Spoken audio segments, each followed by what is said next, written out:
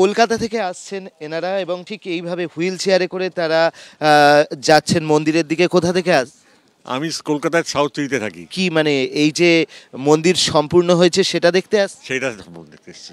আমরা বারাণসী থেকে আসছি, বেনারসে দর্শন করে এখানে এসেছি। ঘটনাটা হবে আগামীকাল। আজ থেকে এত লোকজনকে রেস্ট্রিকশন করা কোনো মানে হয় না। এই যে কত জায়গায় ঘুরে গাড়িটা নিয়ে এসেছি, 5খানা জায়গায় আটকেছে। বাস আছে, বাস নেই।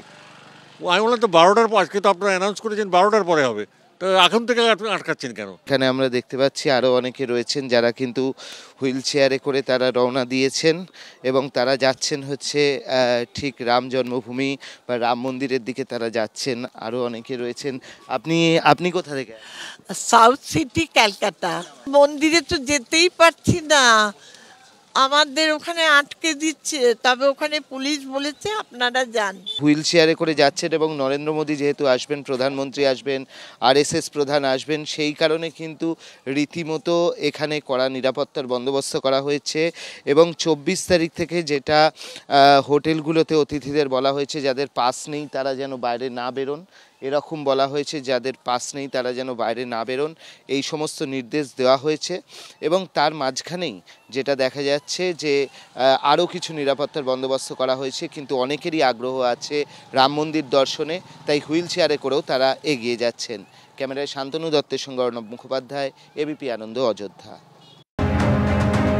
একদমই দেখো, ধ্বজা উত্তোলন উপলক্ষে বিভিন্ন জায়গা থেকে ফুল এনে সাজিয়ে তোলা হচ্ছে অযোধ্যাকে, এবং কলকাতাও তার ব্যতিক্রম নয়। কলকাতা থেকেও কিন্তু ফুল নিয়ে আসা হয়েছে। যে গেটগুলো তৈরি করা হচ্ছে সেই গেটগুলোতে কিন্তু এই ফুল দিয়ে সাজিয়ে তোলা হয়েছে। অন্যদিকে তোমাকে বলে রাখি, এই যে ধ্বজ বা যে পতাকা সেটা কেন ওড়ানো হচ্ছে, তার কারণ হচ্ছে যে এই মন্দির তৈরির কাজ সম্পূর্ণ হয়ে গিয়েছে। এর যে প্রকোটা, অর্থাৎ এর ভেতরে যে মন্দিরগুলো রয়েছে সেই সমস্ত মন্দিরগুলো কিন্তু ইতিমধ্যে সম্পূর্ণ হয়ে গিয়েছে। মূল মন্দির যেটা রাম মন্দির, তার দোতলাটা কমপ্লিট হয়ে গিয়েছে।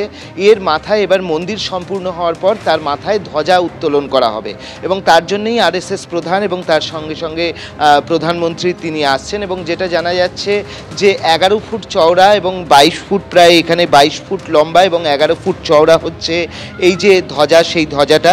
এবং এটা হচ্ছে 42 ফুট উঁচু একটা ধ্বজার যে দণ্ডটা রয়েছে সেটার ওপরে এটাকে বসানো হবে।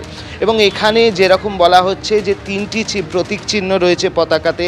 একটা রয়েছে কাঞ্চন ফুলের গাছের একটা ছবি রয়েছে, তার পাশাপাশি রয়েছে যেটা রামায়ণে উল্লেখ করা আছে, তার পাশাপাশি রয়েছে ওঙ্কার চিহ্ন এবং সূর্যের ছবি সেই পতাকাতে রয়েছে। এই পতাকাটাই উত্তোলন করা হবে। তার পাশাপাশি একটা রোড শো হবে প্রধানমন্ত্রী নরেন্দ্র মোদীর। সাকেত যে কলেজ আছে সেখান থেকে রাম মন্দির পর্যন্ত একটা রোড শো হবে। স্বাভাবিকভাবে এই যে উত্তোলন পর্ব, পতাকা উত্তোলন পর্বর কাজ কিন্তু শুরু হয়ে গিয়েছে। আজকে 4র্থ দিন পড়ছে, আগামীকাল 5ম দিন সেখানে কর্মসূচি পালন হবে। তোমাকে দেখিয়ে দিই, এই মুহূর্তে আমরা যে জায়গাটা রয়েছি এটা হচ্ছে তীর্থক্ষেত্র ভবন, রামকোট, অযোধ্যা। সেই তীর্থক্ষেত্র ভবনে আমরা রয়েছি। এই তীর্থক্ষেত্র ভবনের মধ্যে যারা হচ্ছেন এখানকার যিনি দায়িত্বে রয়েছেন তারা এখানে থাকেন। তার পাশাপাশি হচ্ছে যারা এই স্বেচ্ছাসেবকের কাজগুলো করবেন তারা এখানে রয়েছেন। এখানে খাওয়া দাওয়ারও সমস্ত আয়োজন করা হচ্ছে এবং এখান থেকেই কিন্তু পুরো বিষয়টি কন্ট্রোল করা হবে। এবং যেটা জানা যাচ্ছে যে প্রধানমন্ত্রী তিনি যখন আসবেন এবং রোড শো করবেন, রাস্তার ধারে প্রচুর মহিলা থাকবেন যারা কিন্তু এখানে ফুল দেবেন। এই রকম একটা কর্মসূচি নেওয়া হয়েছে। এবিপি আনন্দ, এগিয়ে থাকে, এগিয়ে রাখে।